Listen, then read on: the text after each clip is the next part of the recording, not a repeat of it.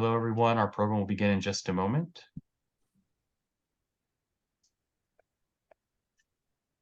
Good day, everyone. Our program will begin in just a moment.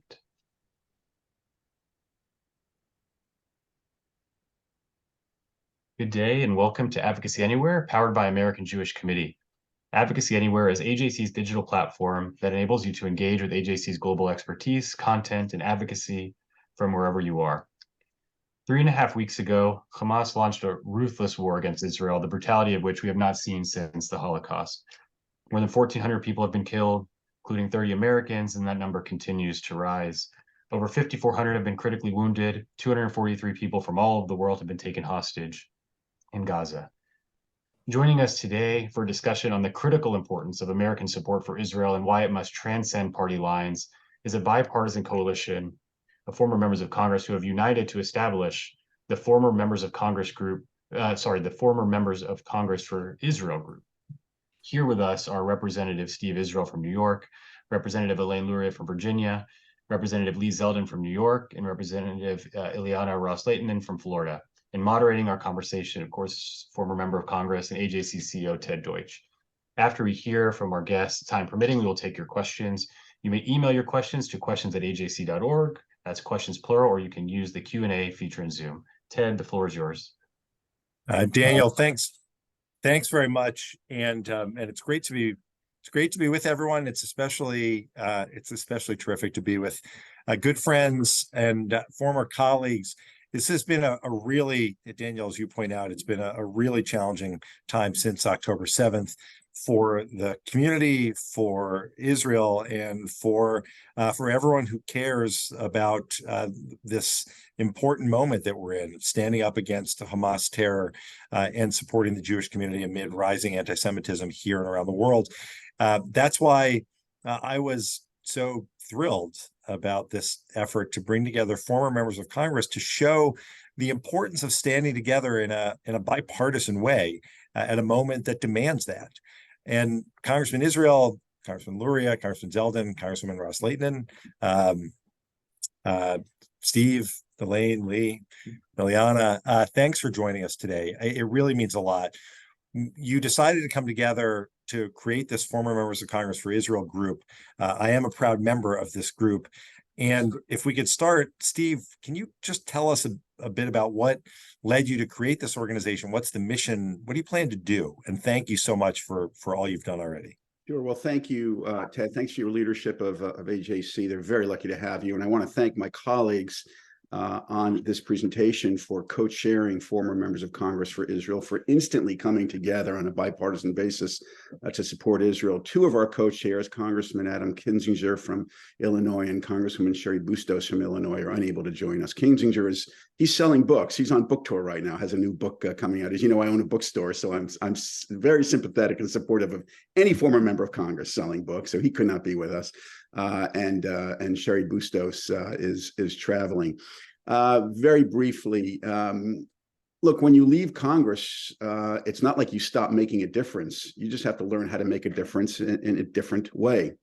And as I watched the gruesome footage on October 7th, literally as I was watching, I actually received a text from my colleague Lee Zeldin. Lee Zeldin and I didn't agree on much in Congress. Lee Zeldin ran for governor of New York State, and I supported his opponent. But he sent me a text saying, let's do something. In truth, his text suggested that we actually go to the Middle East and just start fighting. He said, you and I, we ought to just go there. We'll get this settled. But I began thinking about what other constructive paths are there? And I called Illy.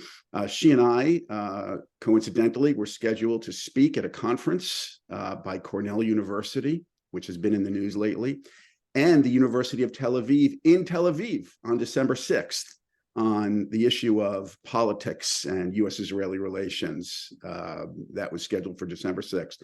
Called Elaine Luria from Virginia. Elaine and I work together in a fellowship for former members of Congress, as does Sherry Bustos.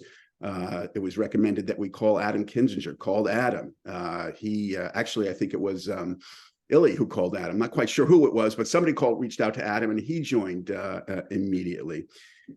We put out a letter asking for people to join with us, and literally within a matter of days, over 70 former members of Congress on both sides of the aisle joined. It was quite heartening. What will we do? Number one, each of us will use our own platforms, our own leadership and visibility to continue to make the case that the United States needs to stand by Israel, not only when it's easy, but when it's hard, and it's going to get harder. Congressman Zeldin and I did a joint op-ed in our hometown newspaper, Newsday, saying hardly agreed on anything, but we agree on this: the United States must stand by Israel. Members of the group will do their own op-eds. Some are doing joint bipartisan forums. And so the bottom line is that in a time of polarization and difference and divide, this, I think, is a beacon. This is a platform of members of Congress who've put aside whatever disagreements they have on a whole range of issues to focus on the one thing that matters most right now, and that is the United States supporting the state of Israel and its responsibility to protect its citizens in the months ahead. Steve, thanks. And since October 7th and the barbaric slaughter of 1,400 and thousands injured, in the worst day for the Jewish people since the Holocaust, there are moments like this with the leadership that you've all shown, and yet there are too many places where that leadership has been lacking. I mean, Ileana and Elaine and Lee, that you represent different districts and different parts of the country. I think it would be helpful to hear from you about what you're experiencing in your own communities. Yes, support for Israel, what does that look like? Anti-Semitism, but really on the question of leadership, all of you were leaders on these issues in Congress. You continue to be leaders as former members. Are you seeing the same kind of necessary leadership outside in this current environment? Ileana, let's start with you.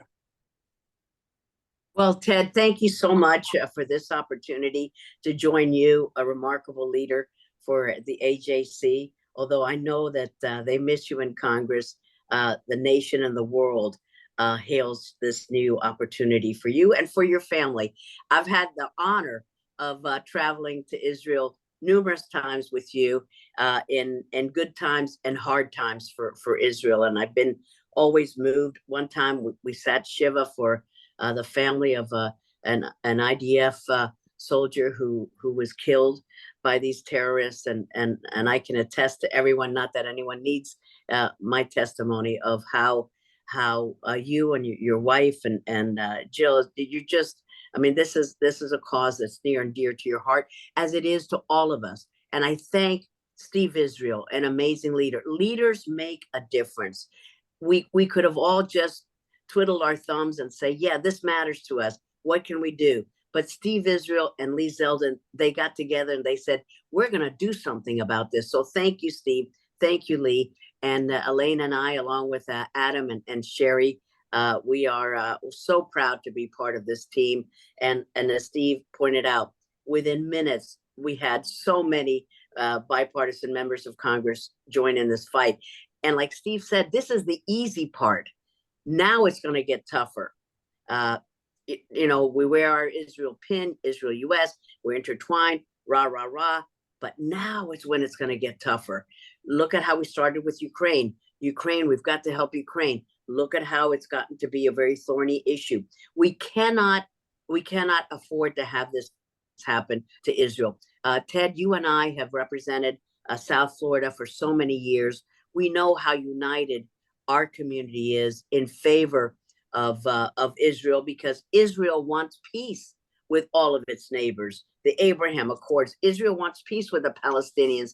It is not looking for war. But even in our thoroughly supportive community of South Florida, we have seen groups that have tried to disrupt campus proceedings, that have tried to disrupt political events, and they are spewing hateful anti-Semitic tropes. So even in our communities, we have seen this. never mind what we'll talk about soon, which is college campuses and what has been going on. No campus has been immune. So we've got to keep it up. And we've got to tell people America needs Israel. It's not just that Israel needs the United States. We are a stronger, better nation because of Israel. So I'm so proud to be part of this group. Thank you, Steve, for forming it. Thank you, Ted, for your leadership at the AJC. And we remain committed to doing what it takes from community to community, nationwide. And it starts in your neighborhood. It starts in your kid's school. Let's make sure that any hateful rhetoric gets put down immediately. We can't let this fester. So thank you, Ted. Thank you to all of you who are tuning in today. Ileana, thanks. You were an inspiration as a member of Congress, and you continue to inspire us. Thank you. Elaine, Virginia is different than South Florida. I think we can agree. Can you just share your insight from where you are and being as outspoken as you've been? How is that received? What's the community feeling now? Well, thank you again, Ted. I want to say thanks for hosting this through AJC, and to Steve and my other co-chairs for being part of this effort and allowing me to join them. So I'd say, starting out, Virginia is very different demographically. We don't have as large of a Jewish population, for example, as you would find in the areas of South Florida, where Steve and Eliana where you and Eliana were representing, or even on Long Island, where Lee and Steve are. But it has really been interesting to me, the outreach that I've received from across a wide spectrum of the community. And I kind of reflect back on my upbringing. I grew up in the South, but actually further south than here in Birmingham.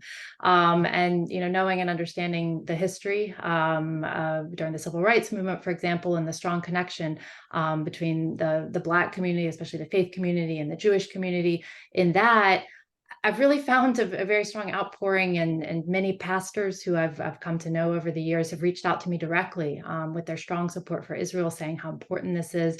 Also elected officials who are very strong and vocal figures in the African-American community here, really saying how important this is, that we stand by Israel. So, kind of just reflecting another element of that, and, an area where I'm seeing in our community that we are receiving support in a very, outspoken, vocal, and presence way. There was a vigil held here at our Jewish Community Center early on, and kind of wide representation of the community, and above and beyond that, an outpouring of the community's generosity in many different forms to help those in Israel who are in need, and those who've had to leave Israel because of the situation, and helping them settle and have the things they need for their families.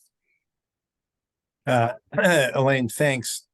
I appreciate that. And Leah, I want to turn to you next, and I want to ask again about, at this moment when we see people protesting in support of Hamas and expressing their exhilaration in what happened on October 7th, and describing as a number of professors in the city of New York and Columbia talked about this as this act of resistance, this military campaign, which of course is wrong, it's dangerous, but has a real impact on the Jewish community. What should leaders be doing now, to both publicly and behind the scenes, to push back against the dangerous false narrative, to address the rise in anti-Semitism, and to really stand proudly with the community at this challenging time? Well, thank you, Ted. There are Jewish students right now on college campuses who are scared. They are looking for people to have their back. They are not finding it amongst some who might be in the faculty administration on their college campus. They might complain about what they are seeing, what they're hearing, and they're not getting the response that they would expect. Family members, parents of these college students want to know that their children are safe on these college campuses. I think it's important for leaders outside of these campuses to be speaking up, whether you're an elected official, a former elected official, or otherwise. There is not just a protest going on. The tactics that are being used, people are dressing like Hamas terrorists on college campuses. They are using rhetoric that is pro-Hamas rhetoric. They are threatening violence in the extreme, as we saw just played out in Cornell, as Steve Israel is just referencing. Where Steve and I used to represent here on Long Island and where we live, we have one of the IDF hostages from our area, Omer Nutra, who went over to Israel, served in the IDF, and is believed to be currently held as a hostage by Hamas. In Montauk, which is part of the congressional district that I represented until earlier this year, we just had an incident in the last 48 hours where swastikas are showing up on private property, where threats are being graffitied onto the side of private property. And this is an area that hits close to home. I mean, my uncle was one of the co-founders of the Jewish Center of the Hamptons in East Hampton. We all have our personal connections in our own district, in our own region, and there are former members of Congress from all across the entire country who have a close connection to what's happening thousands of miles away, but also a close connection to what's happening here at college campuses and communities right here at home. There will be different acts. There will be different courageous acts of elected officials taken at the state and federal level. It's going to be important to amplify what we see is working.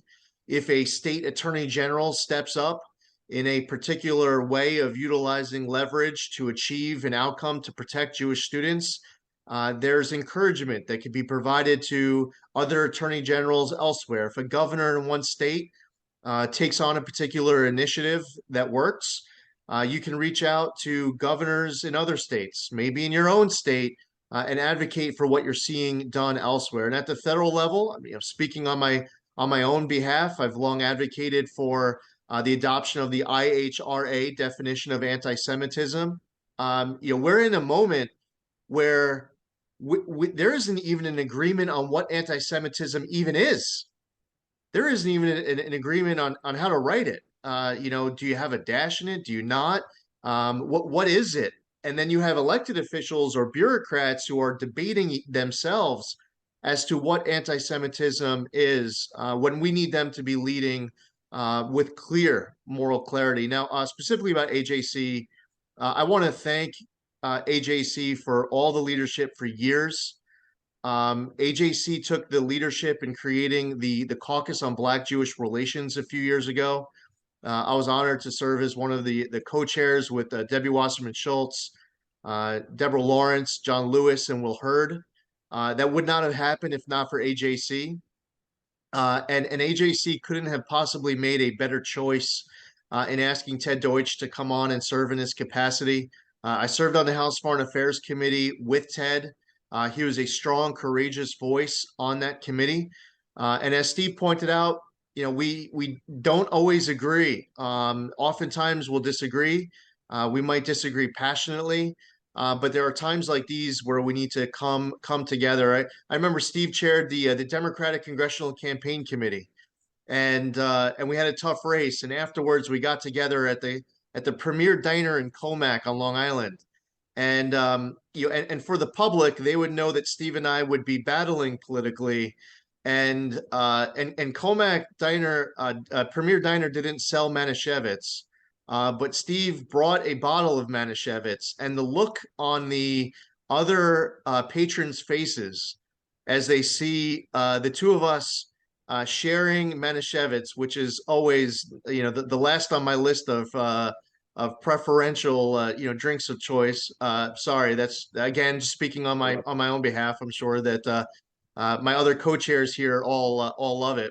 But the look on their faces just to see us come together And in a moment post October 7th, to be working with my fellow co-chairs here and all the other former members of Congress, whether it's helping to get U.S. citizens to safety over in Israel, whether it's helping to stick up for Jewish students and Jewish families who need help, advocating for strong policy at the local, state, and federal level. Our voice is especially important and can be magnified if we're all working together, Republicans and Democrats, conservatives, moderates, liberals. It doesn't matter of our background or where we're from. We have to work together. And once again, AJC stepping up to the plate, as you can always expect. And thank you, Ted, for bringing us all together with Ileana and Elaine, and of course, Adam and Sherry are both here in spirit. Lee, thanks. I know that I am I have a bias because I served with all of you and I like all of you. I'm going to take just a moment to say, though, that I think for the many people who have tuned in, there is just a sense, because it leads into my next question. Well, these former members, Democrats and Republicans, they all seem to like each other. They all seem to work together. They understand the gravity of the moment. They understand why this is all, why we need to come together. Why isn't it like that now? Why don't we see the same thing happening in Washington? And Ileana, I'm going to come back to you. Why is that? And on the one hand, there was a strong resolution that passed condemning Hamas. The fact that there were any people voting against that, I found shocking.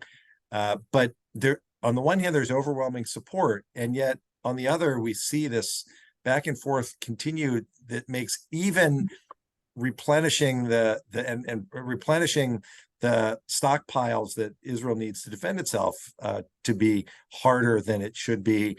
What do you make of all that now from the outside, when we can do this and seemingly figure out how to do everything together?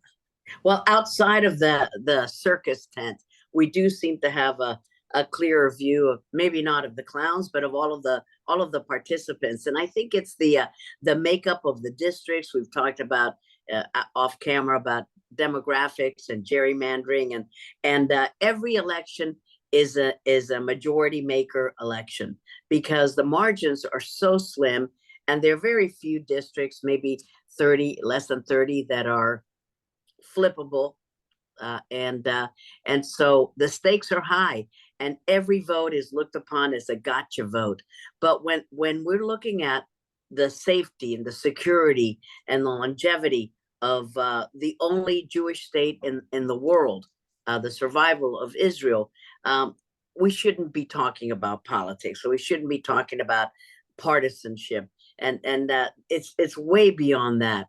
And it sickens me to see that kind of argument taking place, and bringing Israel down to political partisan conversations, because it should be above that. It needs to be above that. And I'm so glad that Lee pointed out your leadership role in establishing, and Steve's the Black and Jewish Caucus.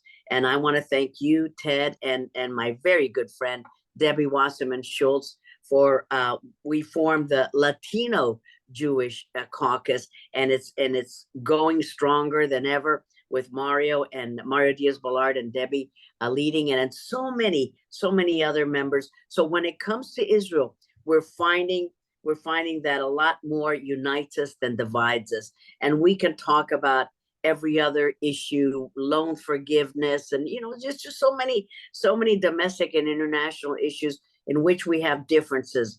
But we've got to get to the basics, and the basics is we need Israel. Israel needs us. What can we do to survive this anti-Semitism that's alive and well, sadly, around the world? We've always talked about it around the world, but it is here at home in our college campuses. But for every anti-Semitic act, there's an act of grace. And yes, you have professors from Columbia saying outrageous things against Jews, because when they talk about anti-Israel, this is anti-Semitic. But we also have hundreds of professors who are saying we need to support Israel. It's in our best interest. It's in our national security interest. So we can delve on what is wrong and what is wrong with Congress, what is wrong with the world about supporting Israel. But there's a lot that is right. And I prefer to look at that. And you know, as John Lewis said, everyone can be great because everyone can serve. And just as Lee said, it doesn't matter whether you're a former member of Congress. We don't have to shoot that low. We can go higher. We can be just a concerned citizen of America. You can make a difference. And when you hear somebody say something that you know is fundamentally wrong and it's filled with hate, correct that person. Be strong enough in your convictions to say, you know, there's another way that we can look at it. You don't have to berate the person, but just say, there are other ways of looking at this problem. And I think each one of us can make a difference. Just as Martin Luther King said, we can all be great because we can serve. Be that person, rise to the challenge, and you'll love yourself more, and your children will be proud of you. You took a stand for Israel. That means you're taking a stand for the United States. So be proud of what you believe. You know, Miami is also the home of the Proud Boys. I talked about what a great community we have, but every community has its shadows. So we need to be looking out for one another, because they're coming, and the hatred is there, and the outlets are there to amplify it. So be an amplification for goodness, for sunshine, and for what is right with our country and what is right for Israel. I don't know. They're coming after me here. So. I thanks, Juliana. I appreciate that, and we do need to do that, and it's why we work so hard at AJC on strengthening the relationships with the Latino community, with the Black community, with our interreligious work with the Catholic Church, with the Muslim community. All of that's really important, and yet, Steve, let me just turn to you. If 260 people were gunned down at a music festival anywhere in the world, and nothing else happened, the outrage would not have stopped until the people responsible were held accountable. If 1,400 people, women and children among them, slaughtered, burned alive, beheaded, in any other country in the world, I think we can agree, there would have been a demand for justice for what happened.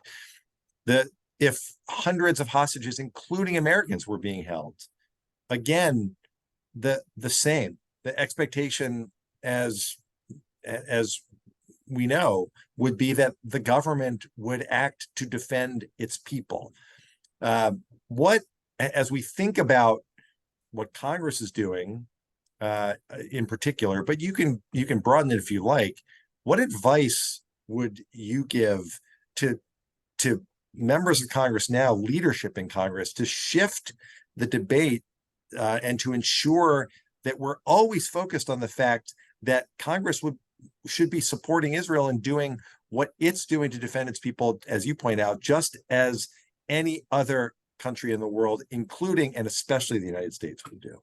It's a very good question, and let me share two thoughts. The first is, I don't know about my colleagues, but I am getting calls from reporters, from Beltway reporters and pundits, wanting to write stories about the political implications and the electoral implications of Israel on Democrats and Republicans. And my response has been, who cares about the political implications? There are some issues where you've just got to do what's right without regard to electoral considerations. And if this isn't one of them, I don't know what is. And to suggest that American policy should somehow give Hamas a break because of concerns about voter turnout in certain battleground states is absurd and even heinous. So the first thing I've tried to do, and I know many of my colleagues have, is to just quash that line of thought. Politics and partisanship don't matter right now. Our strategic alliance and our moral obligation to support Israel to do what, to your point, Ted, any nation on earth would be doing, That is what's vital. So let's put aside the political tenor or the partisan tenor on either side of the aisle on this issue. With respect to, advice to current members of Congress, I do think that there is a recognition by many of our colleagues in Congress, and actually by quite a few journalists, that what we're witnessing is exactly what Hamas wanted. That it was a strategic imperative, not just to declare a savage war or effectuate a savage, barbaric war against Israelis in southern Israel, but to ignite a public relations war around the world.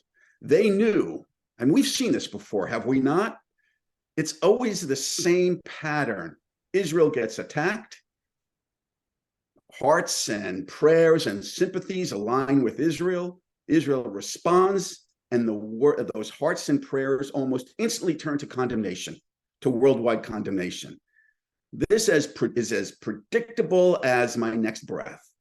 And I believe that this was the strategic imperative of Hamas, to ignite this anti-Semitism, to ignite this public relations war that would ultimately impact people like Erdogan in Turkey and Putin and some American political leaders and put pressure on Israel to have a ceasefire, not to do it to restrain itself when no other nation would impose restraint on itself. Part of that was Hamas's strategic doctrine of using innocent civilians as human shields and in placing rockets and weaponry in hospitals, in civilian areas. So they knew this was the playbook. We go in, we do something savage. Israel goes in, they protect themselves. We force up civilian casualties. That's going to play on the news. That's going to play around the world. The world will turn against Israel. Israel's hands will be tied. The most important thing we can do, to your very point, is to say to our elected officials, do not give Hamas this win by imposing restraints on Israel when we would not suffer those restraints if this happened to us. Allow Israel to do what it needs to do. We will support Israel financially, and militarily, and by other means, but do not fall into the Hamas trap of allowing Hamas to retain capabilities so that we can go through the same exact pattern in 2 or 3 or 4 years when they strike back against innocent Israelis, slaughter Israeli babies, behead people, and abduct babies and the elderly. We cannot afford to allow this to happen ever again. Here, Steve. I want to follow up with Elaine, and then just for Daniel's purposes, then I'm going to go to Lee, and then Daniel will take questions. We'll open it up to the audience. Elaine, just to follow up on Steve's point, I think it's fair to say that of all of us on this Zoom, you know the military and our defense and what it takes in order to respond to the kinds of threats that Hamas poses, not just the terror strike that day, but more broadly, the support of Iran.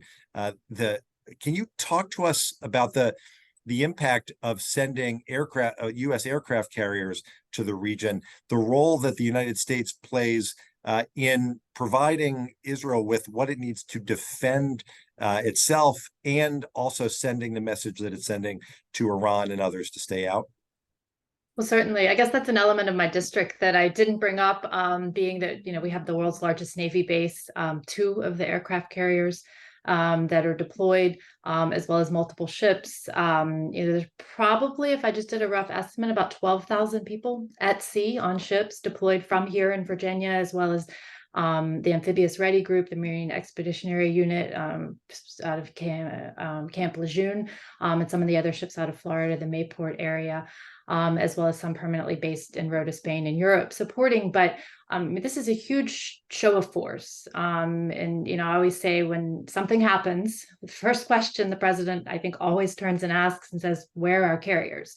And in fact, we have 2 carriers the Gerald R. Ford and the Eisenhower, who are deployed now along with their escorts. And it's a show of force in the sense that all of the other countries, the nefarious actors, those funded essentially by Iran, Hezbollah, for example, and others, they see that the United States is with Israel, not just in words, but in actions, that we are there standing by essentially to support them, and there will be consequences for further nefarious actions. And kind of just quickly darting back to a question that was asked before and talking about is it unusual that members of Congress after they leave work together on these types of things, and other comments that were made specifically about how this is a bipartisan issue, and Steve saying this is a bipartisan issue that should never be political or never part of a political calculus.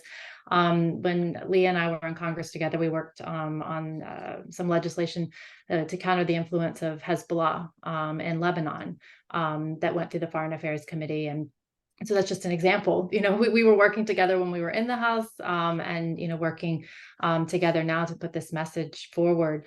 But it's a very dangerous region, and the balance of power there could shift quickly from all of these different elements, additional attacks on other fronts. If Hezbollah should come in, if Iran should come in a variety of other ways. And we have these 2 aircraft carriers and ships in the Eastern Mediterranean now, but there have been attacks in the Red Sea. That missiles that were intercepted by U.S. destroyers. There have been numerous attacks on a variety of U.S. forces around the Middle East. We've seen that there have been attempts to attack U.S. forces in Iraq and Syria, and really our presence within that region is more essential now than ever. Over the last few years, because of demands around the world, we've been sort of stretched thin on our ability to maintain a presence continuously in the Gulf.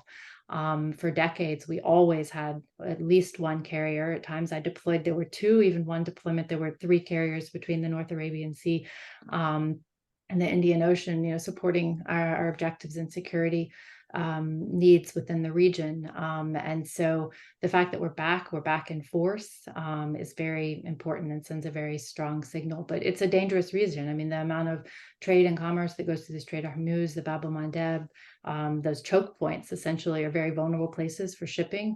And we've seen the Houthis in Yemen, attacking vessels in the Red Sea. This is not the first time. It happened a few years back as well.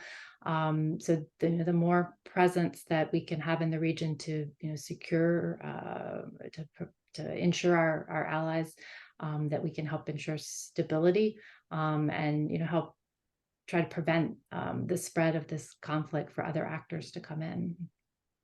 Thanks. And Lee, before we go to questions, when you listen to Elaine, when you listen to the conversation here, it seems so obvious.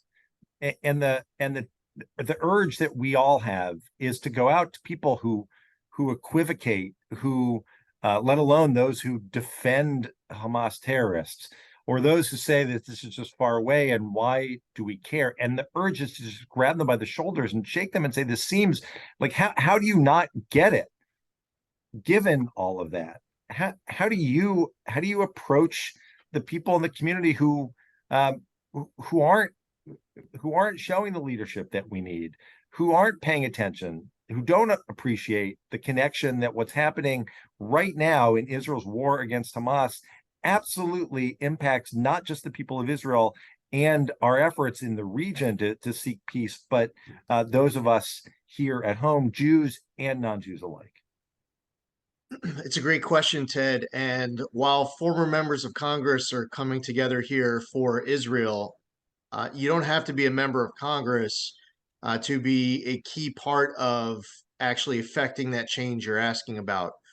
Former members of Congress alone certainly can't get it done the same way that constituents, that voters can be able to get accountability of their local council person or member of Congress.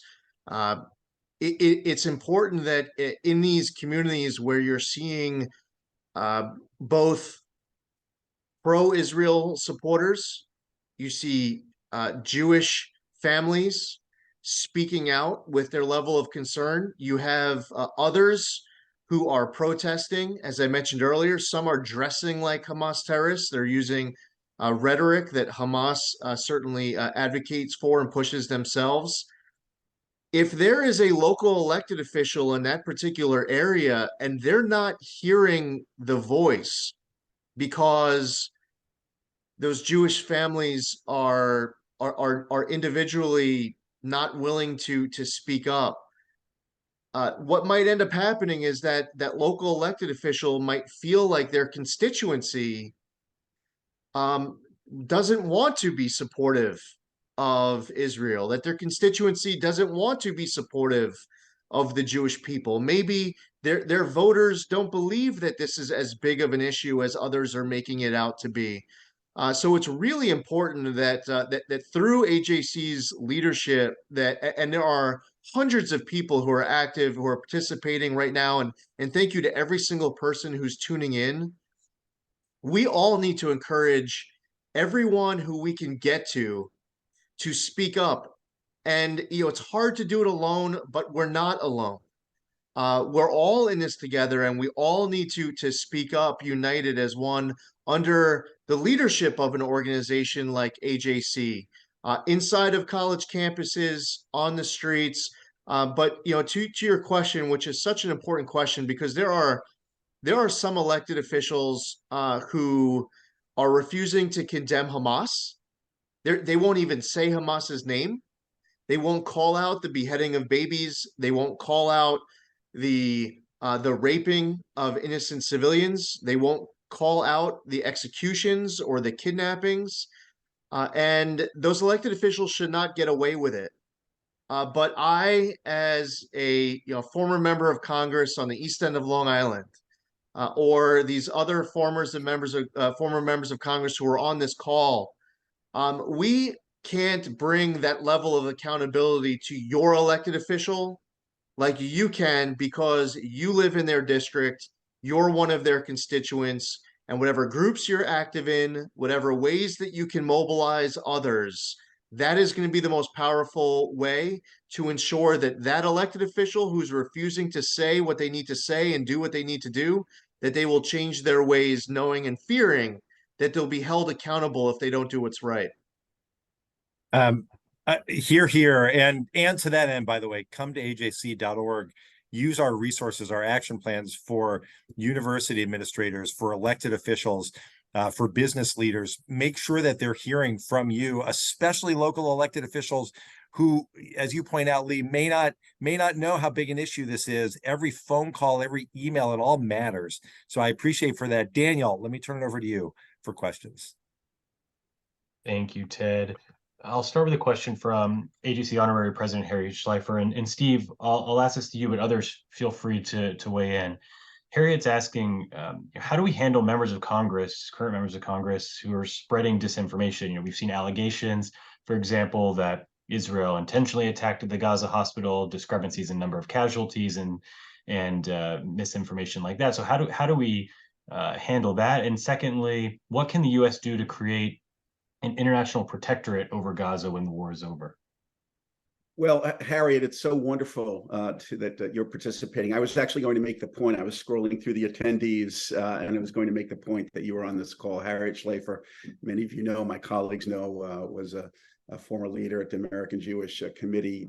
She's on the board of Cornell University. She's a trustee at Cornell University, and it's her leadership is just indispensable.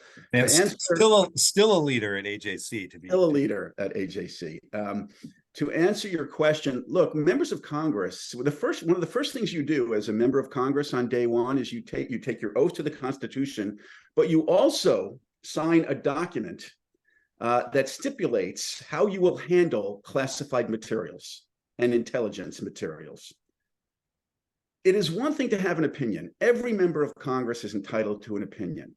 It is another to disseminate information that you know is contrary to the intelligence assessments, not only of the United States government and the 11 intelligence agencies that keep us safe, but the intelligence communities elsewhere. And so when any member of Congress, I don't care what party they are in, when any member of Congress actively promotes information that they know is contrary to factual intelligence matters, then that, in my view, deserves condemnation. And there will be a resolution on the floor of the House today that I believe that addresses that. To the question of a protectorate, I mentioned before that in Gaza, I mentioned before that it was clearly a strategic imperative for Hamas to disrupt any kind of relationship building with Israel, to create, to incite the streets, to stop that. But at the center of that was potential normalization with the Saudis, as you well know, Ted. Remember, on October 4th, there were stories about how a normalization deal between the United States, Saudi Arabia, and Israel was imminent. This is days before October 7th. And that just, that ended on October 8th. And that was a strategic imperative for Hamas, I believe backed by Iran, was to do something that would make it almost impossible for Israel to continue to normalize relationships or negotiate a normalization of relationships with Saudi Arabia. But maybe there's a silver lining in this very grim cloud.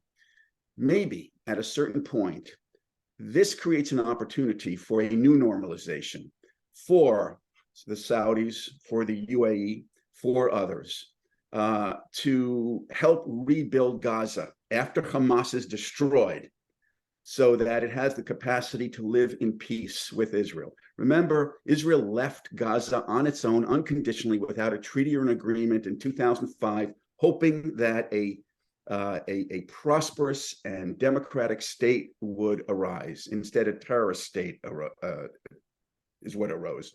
Maybe this is an opportunity in some future for there to be some kind of protectorate governed by states that have diplomatic relations with Israel, Arab states within the context of the Abraham Accords, and a form of normalization with the Saudis to keep some peace and grow a civil society in Gaza. It sounds very optimistic right now, but I do believe it's a path that ought to be pursued. Thank you. Our next question is from David Steinberg, and Representative Lurie, I'll address this one to you. Many, if not all of you, have joined bipartisan delegations to Israel. Can you talk about the importance of those visits, especially during a difficult time like we're in now? Well, certainly, I had the opportunity to travel to Israel with a bipartisan delegation, actually a very small group, only 6 of us, 3 Democrats, 3 Republicans, before I was sworn in. So in December of 18, before I was sworn in, shortly after that. And, it was multifold, the benefits of traveling at that particular time, because it really put in perspective the current issues on the ground in Israel, the importance of the support that we provide to Israel through the MOU, the $3.3 billion additional for air and missile defense. And then, later going to be a member of the Armed Services Committee, it was really important to have been to Israel to see the entrances of these tunnels that have been uncovered on the Israeli side from Gaza, to go to the border with Lebanon and understand how you can look out over what appear to be peaceful hilltops of a village across the border, but knowing there's 150,000 missiles aimed at the Israeli population, who are going about their lives on a daily basis under that threat of danger really on every side, to understand the geography of the country, how small and constrained the geography is, and also, the psyche of the Israeli people and the real desire to live in peace in a region where they're surrounded by enemies, and the service that they do in the military, and as we see now, the tens of thousands who've been recalled and are willingly and eagerly going to fight and defend their country. Like, knowing and seeing all those things as an incoming member of Congress was incredibly important and timely for me on that trip.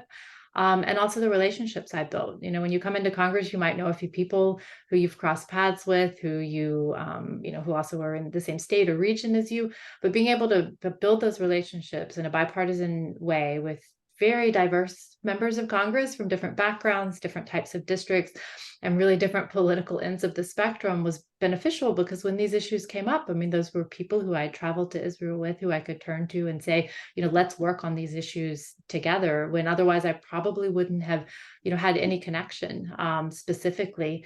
And so I think that the trips that are taken, hosted by or sort of facilitated by a variety of different organizations are incredibly important. And hopefully when the security conditions allow, members of Congress will continue to go and visit in that way to understand the importance of our relationship with Israel. Thank you. Our next question, actually, we're receiving many questions about Iran, but from James Romanovsky and Jim Kaufman. And Representative Ross Layton, I'll address this one to you. What can Congress and the administration do to push back against Iran, which is clearly directing all this aggression against Israel? Well, I congratulate both the Biden administration and all of its agencies, State Department, whatever, all of the agencies, and the strong response of the United States Congress, specifically the Republican leadership, also about Iran, because we know that who's behind all of this. Hamas, Hezbollah, they are the actors who are fueling this. But where do they get the money? Where do they get the resources? And it's Iran behind all of this, and that's the nefarious action that is taking place all over the world. And this could upend Israel's relations with all of its neighbors. I was just looking at my phone a second. Not that I didn't follow these conversations to the detail, but it was flashing. Bolivia just severed diplomatic ties with Israel.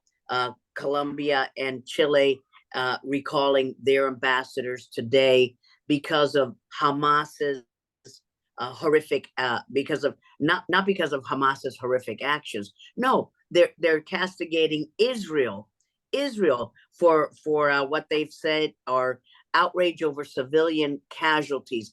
The civilian casualties were caused by Hamas, and yet who is behind? Where do they get the funding? Where do they get all the infrastructure? It's Iran. Iran is the state sponsor of terrorism. And I think that working in a bipartisan, bicameral, both legislative and executive branches, all rowing on the same side, and we can get this done to finally do what we've wanted to do, what Lee Zeldin has been working on forever. So has Elaine, so has Steve, so has Sherry and Adam. We've all been working, and Ted, of course, to make sure that Iran pays the ultimate price. And they are, look at the statements that they have made against the United States, against Israel. If we think that they're just attacking Israel, their own leaders are saying that what they want to do with little Satan and big Satan. They've said it as recently as just a few days ago. So Iran is behind this all, and I'm glad that action is taking place this very week. I congratulate Michael McCall, Gregory Meeks, Jim Risch, and Ben Cardin. He's now the chairman of the Foreign Relations Committee in the Senate. They've been doing an incredible job working together seamlessly to try to put the toughest sanctions. And we keep saying the toughest sanctions because there's always something more that we can do.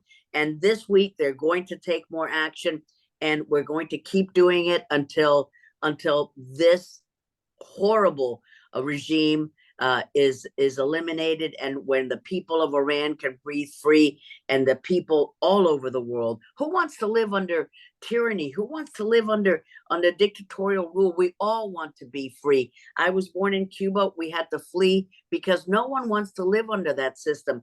And that's the same for people everywhere. That unites us all. We want to be free. And Iran does not let its people to live free. They use their money to buy weapons and to help these malign actors, and not to help its own people. So congratulations for all the wonderful people who are helping to pass even tougher sanctions. That's the one thing I miss about being in Congress. We all wish we could be there right now to push for these stronger sanctions. And God bless them. It's going to happen. Thank you. We have 3 minutes left, so I'm going to ask two final questions and ask you to be as brief as possible so we can get to them. The first one, Representative Zeldin, you mentioned in your remarks, you talked a little bit about IRS, so I'll address this question to you. How, from Ray Termini in Dallas, how important do you believe it is that Congress adopt the IRA working definition of anti-Semitism, and how likely is it that would pass? And then Representative Israel, I can conclude with you. But a lot of people are delighted to hear about this bipartisan support for Israel group. What more do you plan to do besides, show your support? And what do you have planned for the future for this group? So first, the definition itself says anti-Semitism is a certain perception of Jews which may be expressed as hatred toward Jews. Rhetorical and physical manifestations of anti-Semitism are directed toward Jewish or non-Jewish individuals and or their property, toward Jewish community institutions and religious facilities. I believe that it would pass. And I believe that it should be adopted across the entire federal government. I believe that we should be utilizing this definition at the United Nations. Our special envoy to combat anti-Semitism can use it. Think about this. We have a special envoy to combat anti-Semitism, and our government has not recognized a definition of what anti-Semitism is. Now, we all know what anti-Semitism is. We might have slightly different ways of how we define it.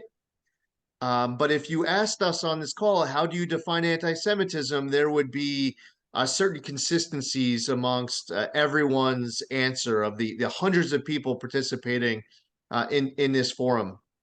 I think it is important to adopt this definition. It has widespread support, and I believe that if it was brought for a vote, it would pass. Quick 30 seconds on the second question.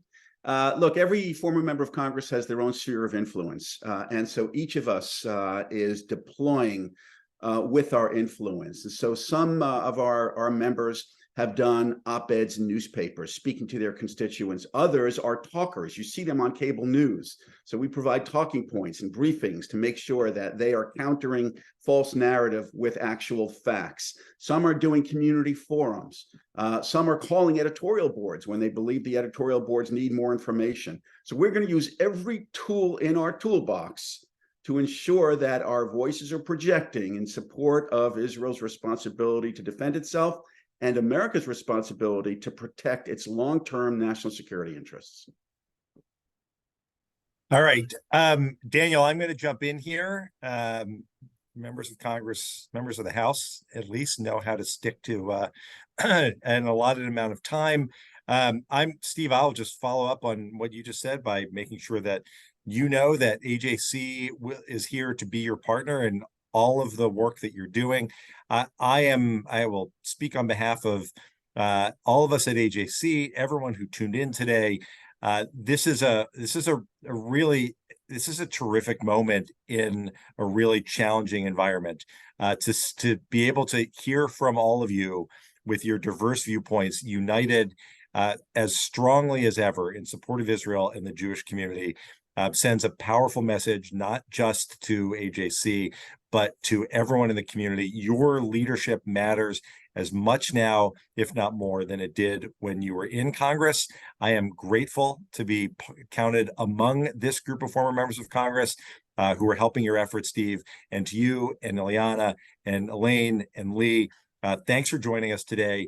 Thank you for your leadership. We look forward to continuing to partner with you as we work through these issues, standing squarely behind Israel and with our Jewish community. Thank you so much. And thanks everyone for tuning in. Thank you. Thank you so much, everyone. Have a great day. Muchas gracias.